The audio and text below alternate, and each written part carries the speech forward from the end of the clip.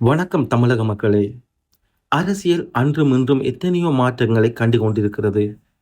மாற்றி மாற்றி ஓட்டு போட்டு அலுத்துப் போன ஒரு தலைமுறை இன்று ஒரு புதிய அரசியலை, ஒரு புதிய மாற்றத்தை நோக்கி தன் பார்வையை திருப்பியிருக்கிறது.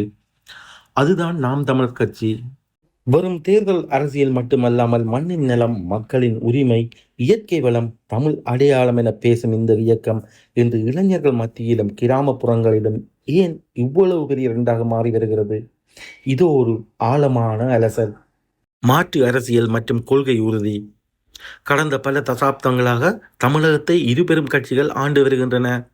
ஆனால் அவற்றுக்கு அப்பாற்பட்டு நாம் தமிழர் கட்சி முன்வைக்கும் மாற்று அரசியல் என்ன?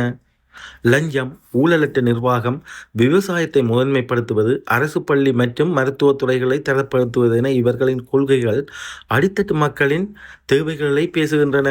மற்ற கட்சிகள் தேர்தலை மட்டுமே குறிவைக்கும் போது, நாம் தமிழர் கட்சி அடுத்த தலைமுறையின் வாழ்வாதாரத்தை, சுற்றுச்சூழல் பாதுகாப்பை முன்வைத்து அரசியல் செய்கிறது. இந்த தொலைநோக்கு பார்வைதான் இன்றைய படித்த இளைஞர்கள் இவர்களின் பக்கம் நிற்க காரணமாகிறது. விவசாயமும் இயற்கை வள பாதுகாப்பும். இன்று உலகம் முழுவதும் காலநிலை மாற்றம் மற்றும் இயற்கை பேரிடர்கள் ஒரு மிகப்பெரிய அச்சுறுத்தலாக மாறி வருகின்றன. இச்சூழலில் விவசாயமே நாட்டின் முதுகெலும்பு என்பதை வெறும் வார்த்தையாக சொல்லாமல் அதை தன் முதன்மை கொள்கையாக கொண்டு செயல்படும் ஒரே கட்சி நாம் தமிழர் கட்சிதான். மண்ணின் வளத்தை காப்பது, நீர்நிலைகளை தூர்வாருவது, பனைமரங்களை நட்டு பாதுகாப்பது என பல களப்பணிகளை இவர்களது தம்பிகள் முன்னின்று செய்கிறார்கள். ஒரு நாட்டின் உண்மையான வளர்ச்சி என்பது இயற்கையை அழித்து வரும் தொழிற்சாலைகளில் இல்லை, மாறாக மண்ணையும் விவசாயத்தையும் காப்பதில் தான் இருக்கிறது என்ற இவர்களின் முழக்கம் எதிர்கால தமிழகத்துக்கு மிகவும் அவசியமான ஒன்றாக பார்க்கப்படுகிறது.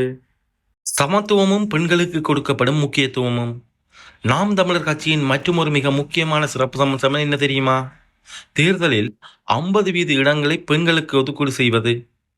மேடைகளில் மட்டும் பெண் உரிமை பேசும் கட்சியில் மத்தியில் நாடாளுமன்றம், சட்டமன்ற தேர்தல்களிலும் சரிபாதி இடங்களை தைரியமாக பெண்களுக்கு கொடுத்து அவர்களை பொது வழியில் தலைவர்களாக உருவாக்குவதில் சீமான் அவர்கள் ஒரு புதிய புரட்சியை செய்திருக்கிறார்.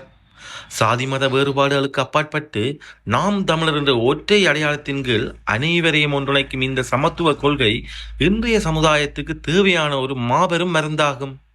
அரசியல் என்பது 5 ஆண்டுகளுக்கு ஒரு முறை நடக்கும் திருவிழா அல்ல. அது நம் அன்றாட வாழ்க்கை, நம் எதிர்காலம்.